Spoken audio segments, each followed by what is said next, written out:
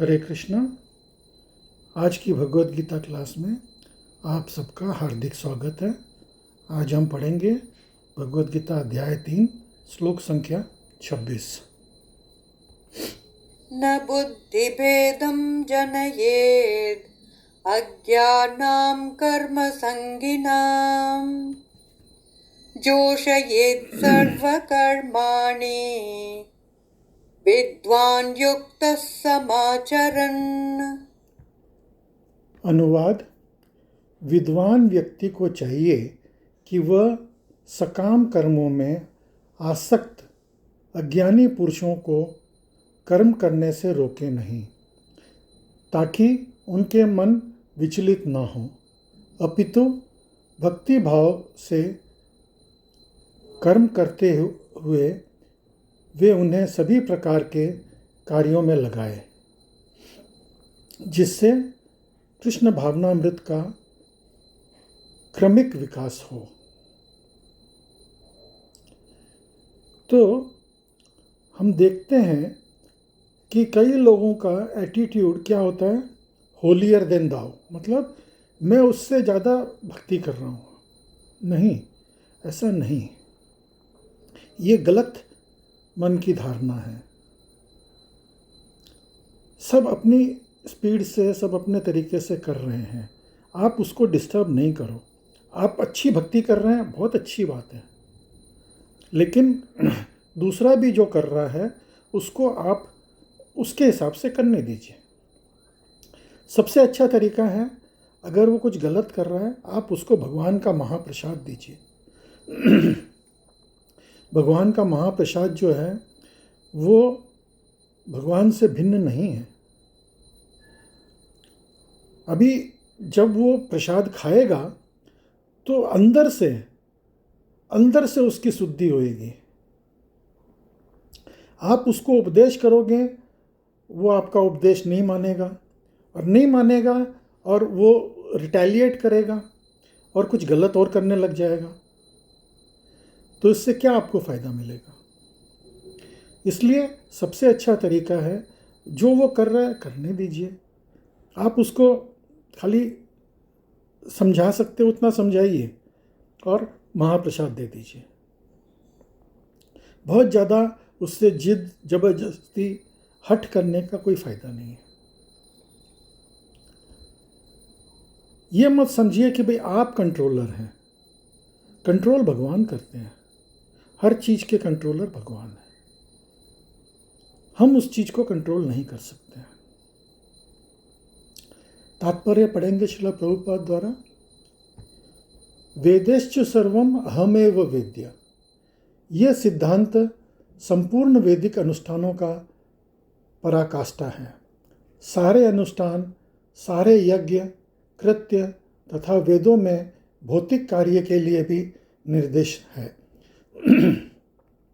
उन सबों समेत सारी वस्तुएं कृष्ण को जानने के निमित्त है, जो हमारे जीवन के चरम लक्ष्य हैं।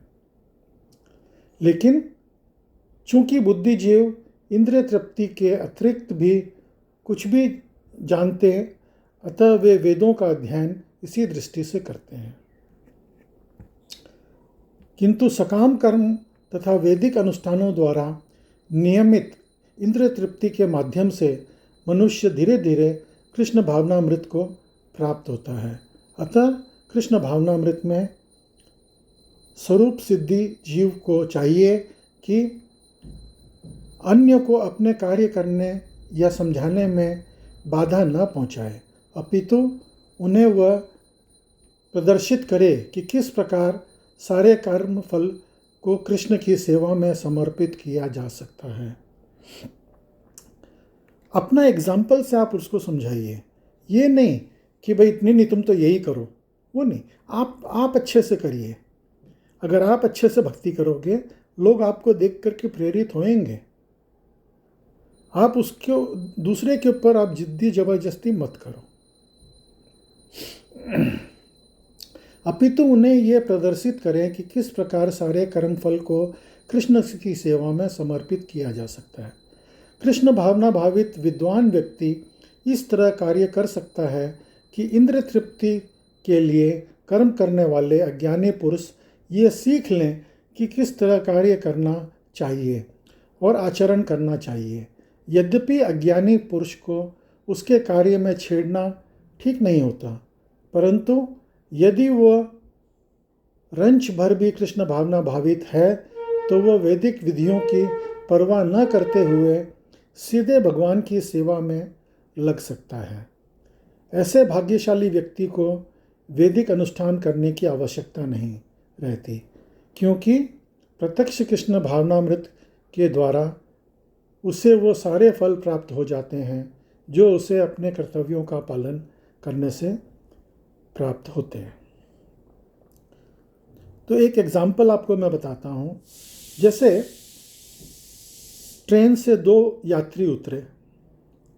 एक तो ज्ञानी व्यक्ति था जो कि ट्रेन से उतरा और सीधा बोला मैं इधर उधर टाइम क्यों वेस्ट करूं, सीधा वहाँ से बाहर आया स्टेशन से, अपना रिक्शा पकड़ा और अपने घर चला गया।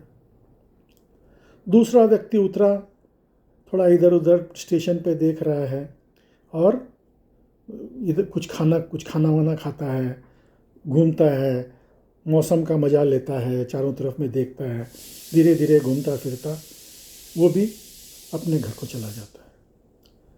तो भगवान ने हमको ये माइन्यूट इंडिपेंडेंस दिया है कि हम अपने हिसाब से हम कर सकते हैं। इसके लिए अगर कोई हमको जोर जबरदस्ती करे तो वो ठीक नहीं है। हम धीरे धीरे करना चाहते हैं, धीरे धीरे करो।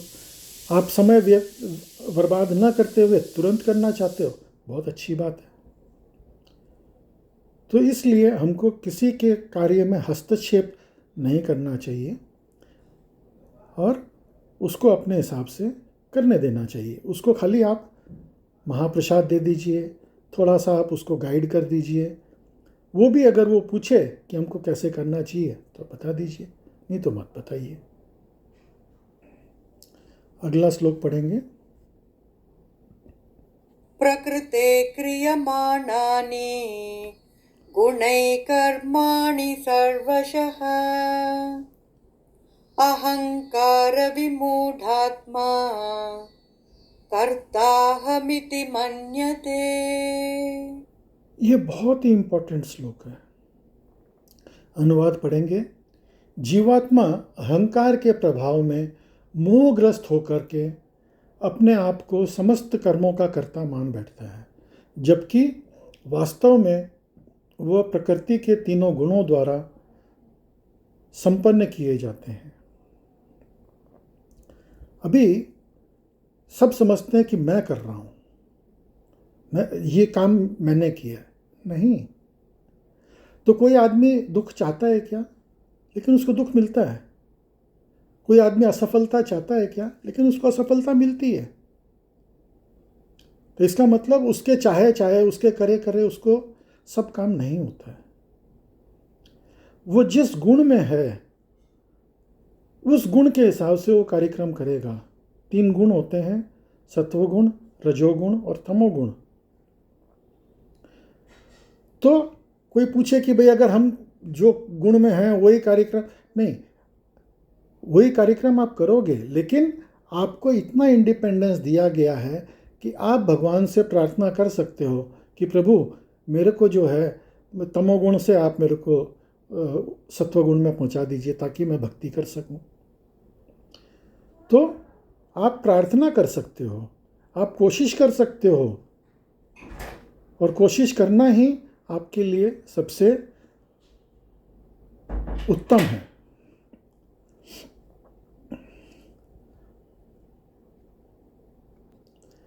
तात्पर्य पढ़ेंगे श्रील प्रभुपाद द्वारा। 2 व्यक्ति जिनमें से एक कृष्ण भावना भावित है और दूसरा भौतिक चेतना वाला है, समान स्तर पर कार्य करते हुए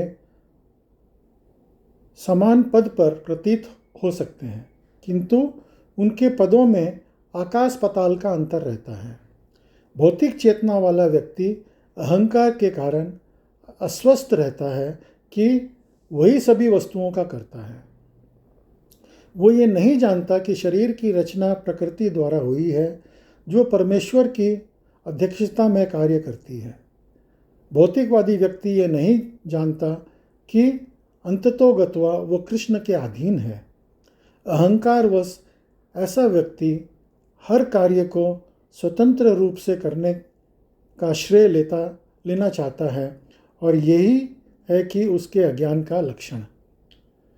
उसे ये ज्ञान नहीं कि उसके इस स्थूल तथा सूक्ष्म शरीर की रचना प्रकृति द्वारा भगवान की अध्यक्षता में की गई है। अतः उनके सारे शारीरिक तथा मानसिक कार्य कृष्ण भावनामृत में रहकर कृष्ण की सेवा में तत्पर होना चाहिए। अज्ञानी व्यक्ति ये भूल जाता है कि भगवान ऋषिकेश कहलाते हैं, अर्थात वो शरीर की इंद्रियों के स्वामी हैं। इंद्रिय तृप्ति के लिए इंद्रियों को निरंतर उपयोग करते रहने से वह अहंकार के कारण वस्तुतः मोहग्रस्त रहता है, जिससे वह कृष्ण के साथ अपने शाश्वत संबंध को भूल जाता है।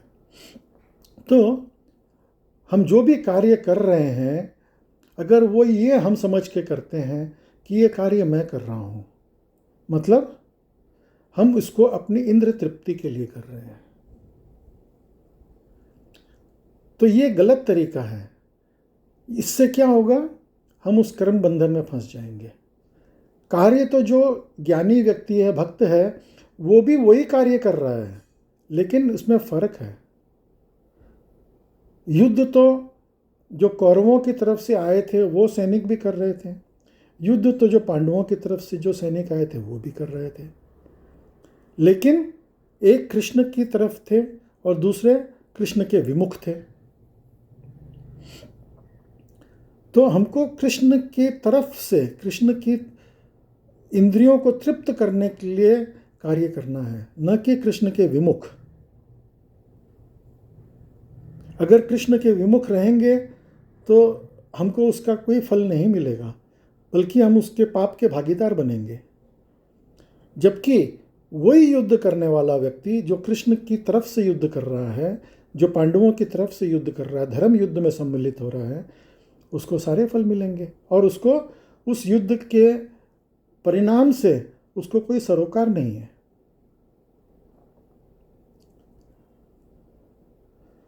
क्योंकि वो मोह से परे है।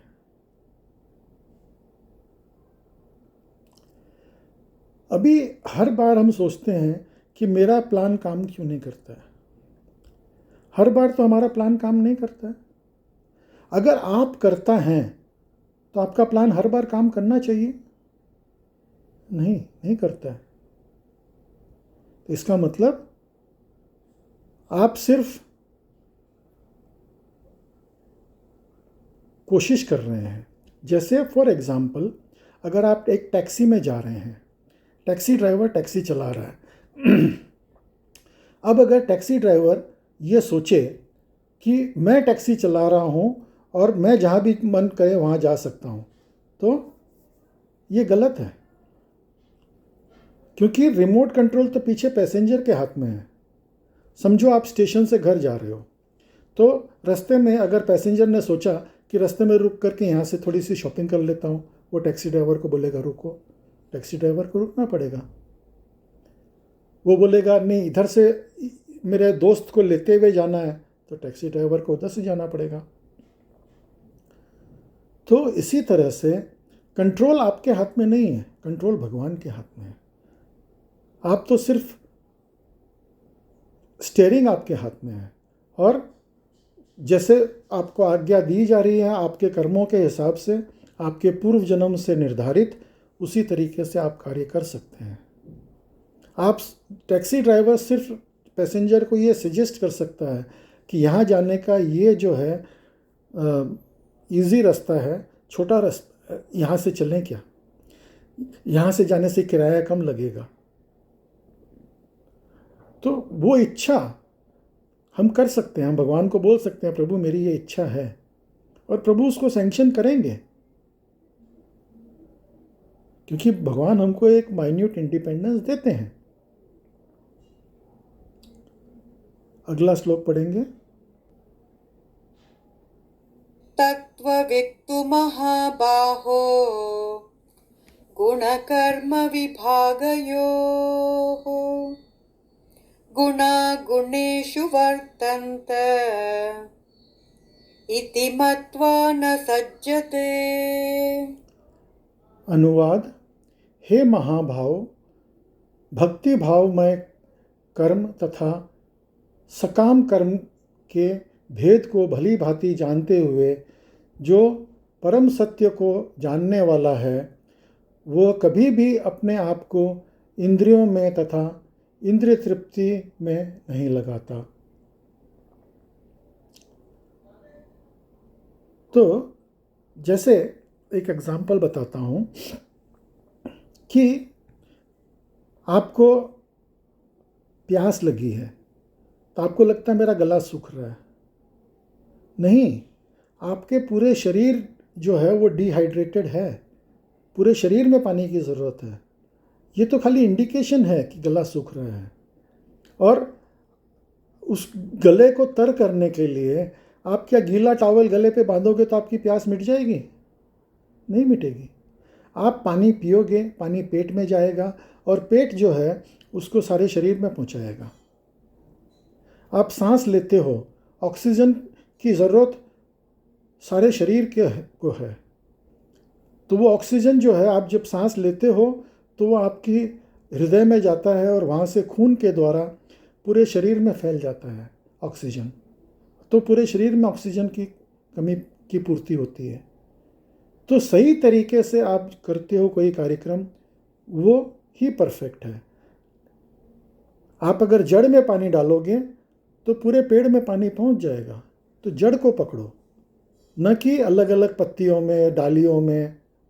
अगर आप पानी डालोगे तो पेड़ सूख जाएगा। तात्पर्य पढ़ेंगे श्रील प्रभुपाद द्वारा। परम सत्य को जानने वाला भौतिक संगति में अपनी विषम स्थिति को जानता है। वो जानता है कि वह भगवान कृष्ण का अंश है और उसका स्थान उस भौतिक सृष्टि में नहीं होना चाहिए। वो अपने वास्तविक स्वरूप को भगवान के अंश के रूप में जानता है, जो सच्चित आनंद है, और उसे यह अनुभूति होती रहती है कि मैं किसी कारण से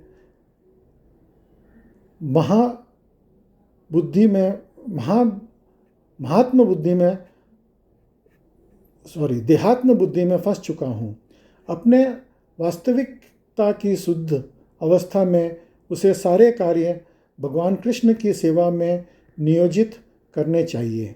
फलत वो अपने आप को कृष्ण भावना मृत के कार्यों में लगाता है और भौतिक इंद्रियों के कार्य के प्रति स्वभावत अनासक्त हो जाता है, क्योंकि ये परिस्थितिजन्य तथा अस्थायी है। वो जानता है कि उसके जीवन का भौतिक दशा भगवान के नियंत्रण में है। फलत वो सभी प्रकार के भौतिक बंधनों से विचलित नहीं होता, क्योंकि वह उसे भगवत कृपा मानता है। श्रीमद् भागवत के अनुसार जो व्यक्ति परम सत्य को ब्रह्म, परमात्मा तथा श्री भगवान इन तीनों विभिन्न रूपों में जानता है, वही तत्ववित् कहलाता है, क्योंकि वो परमेश्वर के साथ अपने वास्तविक संबंध को भी जानता है। तो जो ज्ञानी व्यक्ति है वो ये जानता है कि मैं यहाँ के लिए नहीं बना हूँ, मैं किसी कारणवश इस संसार में, भौतिक संसार में फंस गया हूँ। कोई बात नहीं, अगर मैं यहाँ पे फंस गया हूँ, इसमें मेरे को लिप्त नहीं होना है। मेरे को भगवान से प्रार्थना करनी है कि मेरे को यहाँ से किसी तरह से निकाले। अब जैसे एक एग्जाम्पल के रूप में, अगर कोई आदमी किसी दलदल में गिर जाता है, अगर वो ज़्यादा हाथ पांव मारेगा तो क्या होगा? और दलदल में फंसता चला जाएगा। अगर वो निश्चल रहे और हेल्प के लिए पुकारे तो कोई आकर के उसको वहाँ से बाहर खींच ले। यही तरीका बेस्ट है कि वो बाहर निकल सकता है। तो जो भक्त व्यक्ति है, जो भगवान के आश्रित है, वो ये देखता है कि भाई मैं इस संसार के लिए नहीं बना हूँ, लेकिन किसी तरह से मैं इस संसार में फंस गया हूँ, तो वो इस संसार में लिप्त होने के बदले वो भगवान की प्रार्थना करता है और कि भगवान मुझे यहाँ से निकालिए, और वो सारे काम भगवान के निमित्त करता है, और इसी तरह से वो इस भव सागर से मुक्त हो सकता है। तो यही सबसे अच्छा तरीका है जो भगवत गीता में भगवान हमको बताते हैं। तो आज की क्लास में आप सब सम्मिलित हुए, उसके लिए बहुत बहुत धन्यवाद। हरे कृष्णा।